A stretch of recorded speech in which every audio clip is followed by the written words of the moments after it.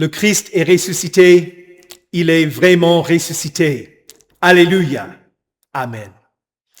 Nous continuons notre fête de la résurrection de notre Seigneur Jésus-Christ, et en particulier, ce jour de la fête de l'Ascension, nous allons méditer la présence de Jésus parmi nous. Oui, il est monté au ciel, mais cela ne veut pas dire qu'il est absent et indifférent envers nous. Nous commençons avec l'introïte du jour. Après leur avoir parlé, le Seigneur fut enlevé au ciel, et il s'assit à la droite de Dieu. Vous, tous les peuples, battez les mains, poussez vers Dieu des cris de joie, car l'Éternel, le Très-Haut, est redoutable. Il est un grand roi sur toute la terre. Dieu monte au milieu des cris de triomphe. L'Éternel s'avance au son de la trompette. Dieu est le roi de toute la terre. Chantez un cantique. Dieu règne sur les nations. Dieu siège sur son saint trône. Au nom du Père et du Fils et du Saint-Esprit. Amen.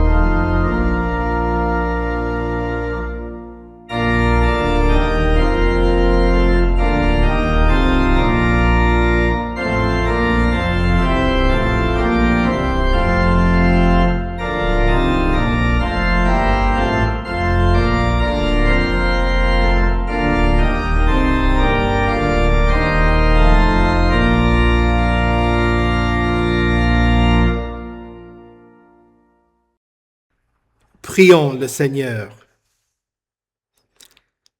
Fais, nous t'en supplions, Dieu Tout-Puissant, que comme nous croyons que ton Fils unique, notre Seigneur Jésus-Christ, est monté aux cieux, de même nous y montions aussi de cœur et d'esprit, et que nous demeurions continuellement avec lui, qui vit et règne avec toi et le Saint-Esprit, un seul Dieu, maintenant et pour les siècles des siècles. Amen. Écoutez avec respect et recueillement les lectures pour cette fête de l'Ascension, tout d'abord dans les Actes des Apôtres, au chapitre 1, les versets 1 à 11. Cher Théophile, dans mon premier livre, j'ai parlé de tout ce que Jésus a commencé de faire et d'enseigner jusqu'au jour où il a été enlevé au ciel après avoir donné ses ordres, par le Saint-Esprit, aux apôtres qu'il avait choisis. Après avoir souffert, il se présenta à eux vivants et leur en donna de nombreuses preuves. Pendant 40 jours, il se montra à eux et parla de ceux qui concernent le royaume de Dieu. Alors qu'ils se trouvaient en leur compagnie, il leur recommanda de ne pas s'éloigner de Jérusalem, mais d'attendre ceux que le Père avait promis, ceux que je vous ai annoncés, leur dit-il. Car Jean a baptisé d'eau, mais vous, dans peu de jours, vous serez baptisés du Saint-Esprit. Alors que les apôtres étaient réunis, Ils lui demandèrent, « Seigneur, est-ce à ce moment-là que tu rétabliras le royaume pour Israël ?» Il leur répondit, « Ce n'est pas à vous de connaître les temps ou les moments que le Père a fixés de sa propre autorité. Mais vous recevrez une puissance lorsque le Saint-Esprit viendra sur vous, et vous serez mes témoins à Jérusalem, dans toute la Judée, dans la Samarie et jusqu'aux extrémités de la terre. » Après avoir dit cela, il s'éleva dans les airs pendant qu'ils le regardaient, et une nuée le cacha à leurs yeux. Et comme ils avaient les regards fixés vers le ciel pendant qu'ils s'en allaient, 2 hommes habillés de blanc leur apparurent, et dirent, « Hommes de Galilée, pourquoi restez-vous à regarder le ciel ? Ce Jésus qui a été enlevé au ciel du milieu de vous reviendra de la même manière que vous l'avez vu aller au ciel. » Ici prend fin la lecture des Actes des Apôtres. Écoutez également l'épître de Paul aux Éphésiens, au 1er chapitre, les versets 15 à 23. C'est pourquoi, moi aussi, après avoir entendu parler de votre foi dans le Seigneur Jésus et de votre amour pour tous les saints, je ne cesse de dire toute ma reconnaissance pour vous lorsque je fais mention de vous dans mes prières. Je prie que le Dieu de notre Seigneur Jésus-Christ, le Père de gloire, vous donne un esprit de sagesse et de révélation qui vous le fasse connaître. Je prie qu'il illumine les yeux de votre cœur pour que vous sachiez quelle est l'espérance qui s'attache à son appel, quelle est la richesse de son glorieux héritage au milieu des saints, et quelle est l'infinie grandeur de sa puissance qui se manifeste avec efficacité par le pouvoir de sa force envers nous qui croyons. Cette puissance, il l'a déployée en Christ quand il l'a ressuscité et l'a fait asseoir à sa droite dans les lieux célestes, au-dessus de toute domination, de toute autorité, de toute puissance, de toute souveraineté et de tout nom qui peut être nommé, non seulement dans le monde présent, mais encore dans le monde à venir. Il a tout mis sous ses pieds, et il l'a donné pour chef suprême à l'Église, qui est son corps, la plénitude de celui qui remplit tout en tous. Ici prend fin la lecture de l'Épître. La lecture de l'Évangile préparée pour cette fête de l'Ascension se trouve dans l'Évangile selon Matthieu au chapitre 28, les versets 16 à 20. Les 11 disciples allèrent en Galilée, sur la montagne que Jésus leur avait désignée. Quand ils le virent, ils se prosternèrent devant lui, mais quelques-uns eurent des doutes. Jésus s'approcha et leur dit, « Tout pouvoir m'est donné dans le ciel et sur la terre. Allez donc, faites de toutes les nations des disciples, baptisez-les au nom du Père, du Fils et du Saint-Esprit, et enseignez-leur à mettre en pratique tout ce que je vous ai prescrit. Et moi, je suis avec vous tous les jours, jusqu'à la fin du monde. » Ici prend fin la lecture de l'Évangile. Heureux ceux qui écoutent la parole de Dieu et qui la gardent. Confessons notre foi. Je crois en Dieu, le Père Tout-Puissant, Créateur du ciel et de la terre. Je crois en Jésus-Christ, son Fils unique, notre Seigneur, qui a été conçu du Saint-Esprit et qui est né de la Vierge Marie. Il a souffert sous Ponce Pilate, il a été crucifié, il est mort, il a été enseveli, il est descendu aux enfers. Le 3e jour, il est ressuscité des morts, il est monté au ciel, il siège à la droite de Dieu, le Père Tout-Puissant, et il viendra de là pour juger les vivants et les morts. Je crois au Saint-Esprit, la Sainte Église universelle, la communion des saints, la rémission des péchés, la résurrection de la chair et la vie éternelle. Amen.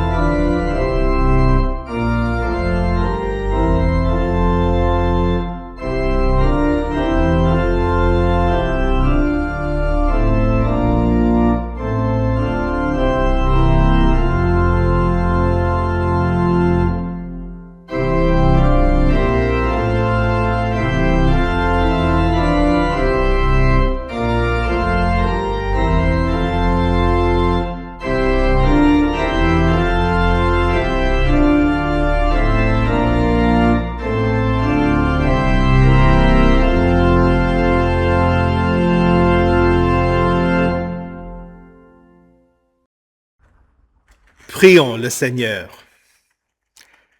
Seigneur Jésus, toi qui es monté au ciel et qui règnes sur toute la création, fais que ton Église continue d'enseigner et de baptiser en ton nom dans nos communes. Ouvre nos oreilles afin que nous aussi, nous soyons attentifs à ce que tu nous apprends et fais fructifier l'activité missionnaire à travers le monde. Amen. Christ est ressuscité. Il est vraiment ressuscité. Alléluia. En ce jour où l'Église fête l'ascension de notre Seigneur, la lecture de l'Évangile choisi pour ce culte ne semble pas être en lien avec le thème du jour. La conclusion de l'Évangile selon saint Luc, ou le début du livre des Actes des Apôtres, raconte les événements de l'Ascension. Mais ce n'est pas le cas dans notre texte. L'envoi des disciples à la fin de l'Évangile selon Matthieu n'a pas eu lieu sur le site de l'Ascension, tout près de Jérusalem. Non, cela eut lieu en Galilée. Alors, quel est le rapport entre notre texte et l'ascension de notre Seigneur? C'est la promesse de Jésus.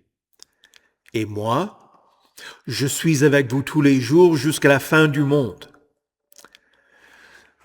Durant les 40 jours entre sa résurrection et son ascension, Jésus apparut physiquement à de multiples reprises.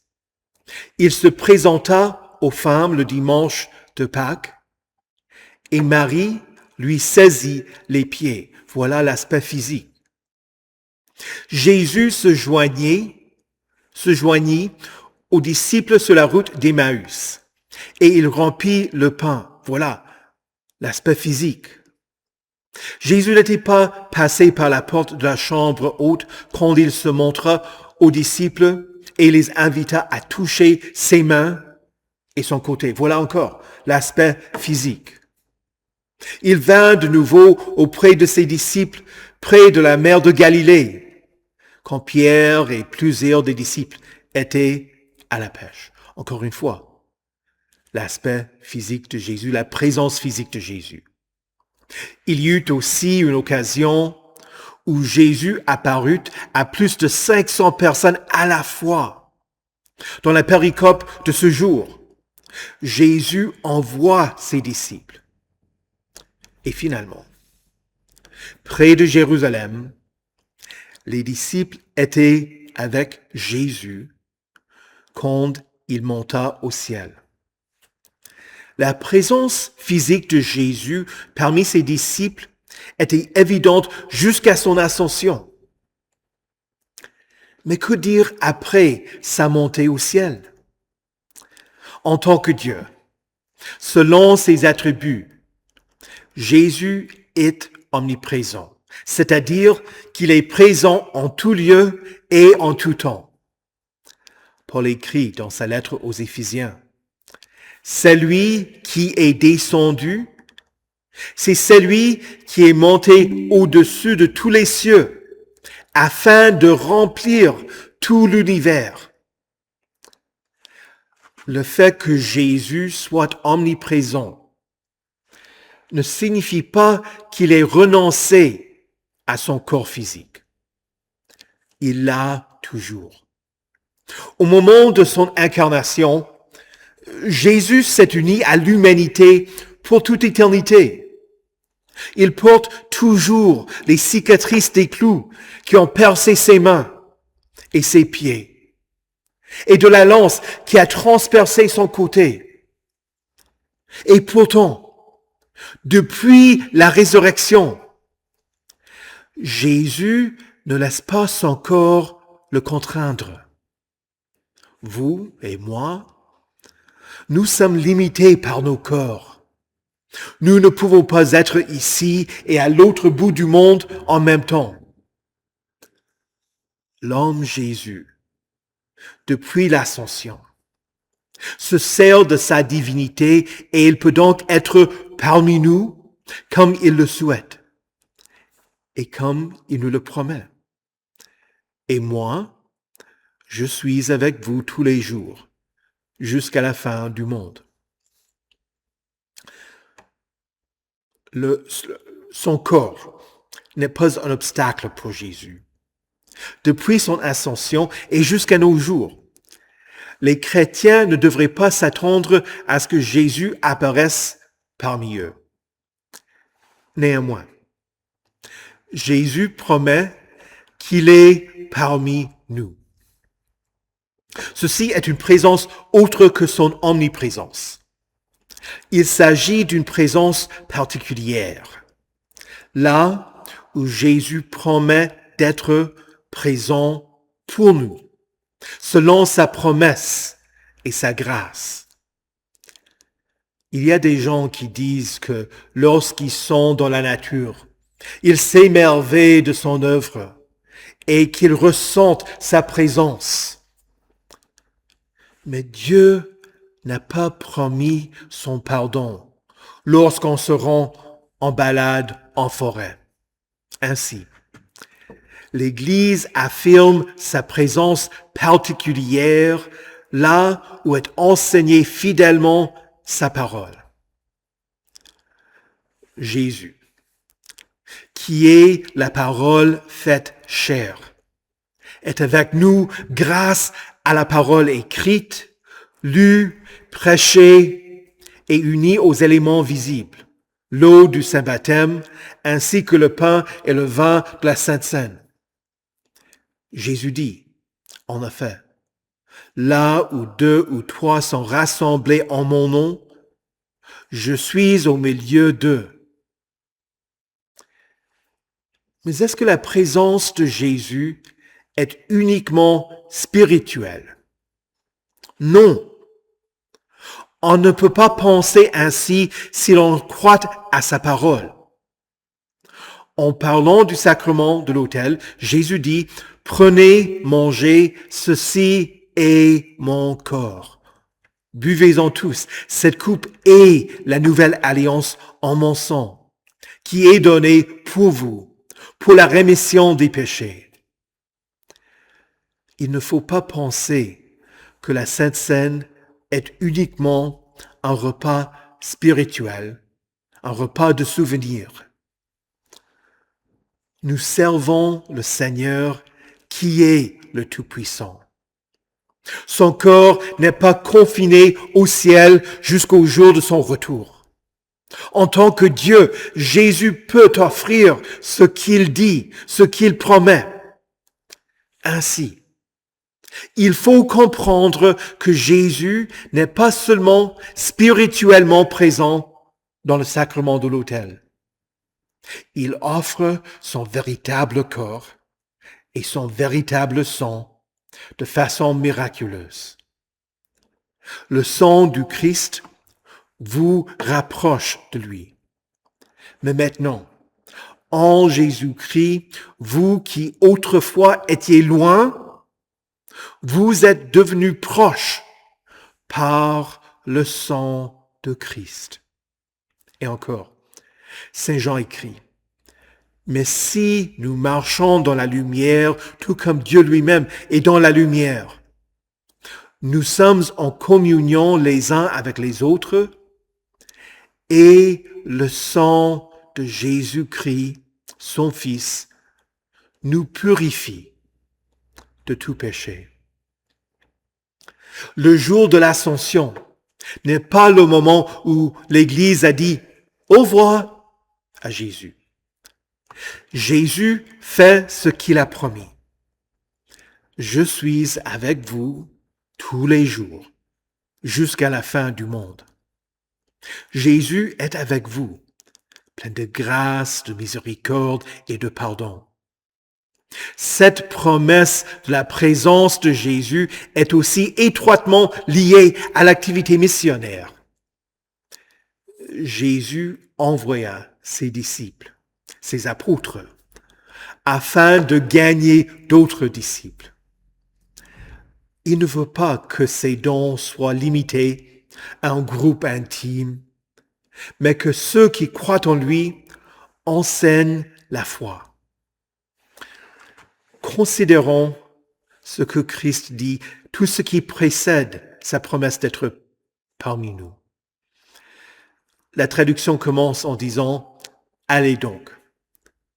Le verbe n'est pas vraiment à l'impératif. Le sens est plutôt « lorsque vous allez » ou bien « en allant ». Ce n'est pas nécessairement un appel à vous rendre obligatoirement à l'autre bout du monde. Il suffit de vivre votre foi et de parler de Dieu là où vous êtes. Le champ missionnaire n'est pas seulement lointain, à l'autre bout du monde, où la personne qui se déplace le plus de chez lui ou de chez elle gagne un prix. Non. La mission est là où vous êtes. Prenez comme exemple Jonas. L'Éternel l'envoya à Ninive. Il refusa d'y aller et embarqua sur un navire allant en direction opposée. À cause d'une tempête, Jonas reconnut qu'il était la raison pour laquelle Dieu avait envoyé l'orage et que la seule possibilité de salut pour l'équipe était de lancer Jonas dans le mer. Ces hommes qui ignoraient le vrai Dieu entendirent et croirent. Ces hommes d'autres religions finirent par prier l'Éternel. Éternel, ne nous fais pas mourir à cause de la vie de cet homme et ne nous charge pas du sang innocent. En effet, toi, Éternel, tu fais ce que tu veux. Où que vous alliez, Jésus vous accompagne. Jésus continue en disant, faites des disciples. Encore une fois, ce verbe n'est pas à l'impératif. Je le traduirai par en faisant des disciples. Jésus n'a pas l'intention de mettre un fardeau sur l'Église. Il ne faut pas voir l'appel à évangéliser comme étant une menace. Faites ça autrement. Non. L'Église fait des disciples. Motivée par l'amour pour son Seigneur qui nous dit qu'il faut enseigner la foi et aussi motivée par un vrai amour chrétien pour ses prochains. Si je dis « crois en Jésus », l'autre personne demandera « que devrais-je croire ?» Et les chrétiens enseignent ce qu'ils ont appris du Christ. Voilà ce que fit Philippe à l'eunuque éthiopien qu'il rencontra. Il fit de lui un disciple en lui expliquant la prophétie d'Ésaïe afin qu'il devienne un disciple de Jésus. Voilà ce que nous faisons. Jésus continue en disant, baptisez-les au nom du Père, du Fils et du Saint-Esprit et enseignez-leur à mettre en pratique tout ce que je vous ai prescrit. Encore une fois, ces verbes ne sont pas à l'impératif. Ils sont mieux traduits par en les baptisant et en les enseignant. Il n'est pas nécessaire de suivre l'ordre précis. Normalement, l'Église commence par baptiser les enfants. Après quoi, ceux-ci apprennent la foi à l'Église, de leurs parents, de leurs parrains, de leurs marraines, d'autres membres de la foi chrétienne, à l'école du dimanche, dans les cours de caté, et bien sûr, ailleurs. Cet appel à baptiser signifie que Dieu lui-même fait des baptisés des membres de son Église et des disciples. Le baptême d'un enfant est le début de la vie nouvelle en Jésus, qui promet à la personne baptisée, « Et moi, je suis avec vous tous les jours, jusqu'à la fin du monde. » Prenez à cœur cette promesse qui est la vôtre grâce à votre baptême. Et pour les personnes qui ne sont pas des enfants, on commence par leur enseigner les éléments essentiels de la foi avant de les baptiser, pour reprendre ensuite l'activité d'enseigner la foi. Pourquoi commencer par enseigner et ensuite baptiser? Parce que l'adulte baptisé peut recevoir la Sainte Seine. Toute la vie chrétienne est un engagement à apprendre du Seigneur. Pour ma part, je continue à lire, à méditer et à étudier la parole de Dieu. Et puis, je vous l'enseigne. Ce que vous avez appris dans vos cours de caté, ce que vous entendez au culte, ce que vous apprenez à l'étude biblique, ce que vous méditez en famille, le tout, ressources pour vous aider, pour que vous disiez aux autres personnes, voilà ce que dit la parole de Dieu. Et ainsi, vous aussi, vous faites des disciples. La parole qui vous parle devient un puits d'eau vivante, comme le promet Jésus. Celui qui croit en moi, des fleuves d'eau vive couleront de lui. Vous n'êtes pas seul quand vous parlez de votre Sauveur, car Jésus promet, et moi, je suis avec vous tous les jours, jusqu'à la fin du monde. Un bon point de comparaison pour ce que Jésus dit se trouve dans le livre du Deutéronome. Tu aimeras l'Éternel, ton Dieu, de tout ton cœur, de toute ton âme, de toute ta force. Les commandements que je te donne aujourd'hui seront dans ton cœur. Tu les répéteras à tes enfants. Tu en parleras quand tu seras chez toi, quand tu seras en voyage, quand tu te coucheras et quand tu te lèveras. Tu les attacheras à tes mains comme un signe et ils seront comme une marque entre tes yeux. Tu les écriras sur les montants de la porte de ta maison et sur les portes de tes villes. Voilà la façon dont les Juifs faisaient des disciples. En mettant votre foi en pratique, vous l'enseignez aux autres, parmi les membres de votre famille, en particulier à vos enfants, mais aussi à ceux que vous rencontrez. Un ami qui vous pose une question, un voisin qui sait que vous êtes chrétien. Lors d'une épreuve, votre collègue ou votre directeur se tourne vers vous pour savoir ce que dit la parole de Dieu. Cet engagement de foi n'est pas seulement ce qui se passe le dimanche matin pendant l'heure du culte. C'est un aspect du quotidien. Ainsi, bien que l'Église affirme la présence de Jésus au culte, et c'est vrai, il est vraiment présent au culte, il n'est pas uniquement au culte.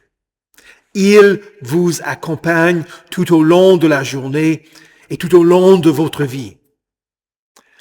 L'ascension n'est pas seulement le moment où Jésus est monté au ciel. C'est le moment où il est entré dans son règne qui n'aura pas de fin. Il envoie, il enseigne, il baptise, il fait des disciples.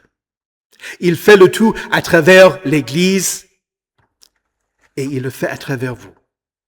Il est avec vous, tout près de vous, et il promet, je suis avec vous tous les jours, jusqu'à la fin du monde. Au nom de Jésus, notre Seigneur ressuscité. Amen. Que la paix de Dieu, qui surpasse toute intelligence, garde vos cœurs et vos esprits en Jésus-Christ pour la vie éternelle. Amen. Prions. Seigneur Jésus, tu es monté au ciel avec ton corps et tu es entré dans la gloire du Père pour nous préparer une place. Tu as promis de revenir et de nous prendre avec toi afin que là où tu es, nous y soyons aussi. Soutiens-nous dans cette espérance pour que nous la possédions comme une ancre solide et sûre de l'âme. Seigneur, dans ta miséricorde, écoute notre prière. Seigneur Jésus, tu as envoyé tes apôtres pour annoncer la bonne nouvelle à toute la création. Que ton règne vienne aussi parmi nous. Bénis l'œuvre de ton Église aujourd'hui, pour que ceux qui croient déjà soient soutenus dans la foi et que ceux qui ne croient pas encore viennent à toi, soient baptisés et soient sauvés. Seigneur, dans ta miséricorde, écoute notre prière. Seigneur Jésus, tu as promis que tout contribue au bien de ceux qui aiment Dieu et qui sont appelés conformément à ton plan. C'est un manque de foi quand nous nous inquiétons et disons « Que mangerons-nous? Que boirons-nous? Avec quoi nous habillerons-nous » Augmente notre foi pour que nous te prions quand nous sommes préoccupés par les problèmes de ce monde. Change nos cœurs de sorte que nous recherchions d'abord le royaume et la justice de Dieu, sachant que tout cela nous sera donné en plus. Seigneur, dans ta miséricorde, écoute notre prière. Seigneur Jésus, viens au secours de ceux qui sont malades et qui souffrent. Protège-les du pouvoir de l'ennemi pour qu'ils ne désespèrent pas, mais qu'ils fassent appel à toi quand ils sont dans la détresse, sachant que tu promets que tu les délivreras et qu'ils t'honoreront. Seigneur, dans ta miséricorde, écoute notre prière. Seigneur Jésus, ton règne est au-dessus de toute domination, de toute autorité, de toute puissance, de toute souveraineté et de tout nom qui peut être nommé. Par le moyen de l'Église, que les autorités de ce monde connaissent ta sagesse pour qu'elles gouvernent selon ta justice.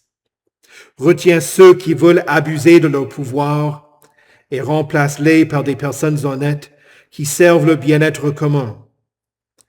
Que tous bénéficient de l'ordre que tu établis et maintiens, afin qu'ils vivent des vies paisibles et tranquilles, et que ton peuple vive en toute piété et en toute dignité. Seigneur, dans ta miséricorde, écoute notre prière. Seigneur Jésus, par ton Saint-Esprit, augmente notre foi, afin que nous croyions à ta promesse que tu es présent pour nous dans la Sainte Seine pour le pardon de nos péchés, et que nous mangions et buvions dignement. Seigneur, dans ta miséricorde, écoute notre prière. Selon ta miséricorde, exauce les prières de tous ceux qui se sont rassemblés ici. Délivre-nous et préserve-nous, car c'est à toi seul que nous rendons gloire, honneur et louange, Père, Fils et Saint-Esprit. Un seul Dieu, maintenant et pour les siècles des siècles. Amen. Notre Père, qui es aux cieux, que ton nom soit sanctifié, que ton règne vienne, que ta volonté soit faite sur la terre comme au ciel. Donne-nous aujourd'hui notre pain de ce jour. Pardonne-nous nos offenses, comme nous pardonnons aussi à ceux qui nous ont offensés. Et ne nous laisse pas entrer en tentation, mais délivre-nous du mal, car c'est à toi qu'appartiennent le règne, la puissance et la gloire, au siècle des siècles. Amen. Recevez la bénédiction de l'Éternel. Que le Seigneur vous bénisse et vous garde. Que le Seigneur fasse luire sa face sur vous et qu'il vous accorde sa grâce. Que le Seigneur tourne son visage vers vous et qu'il vous donne sa paix. Amen.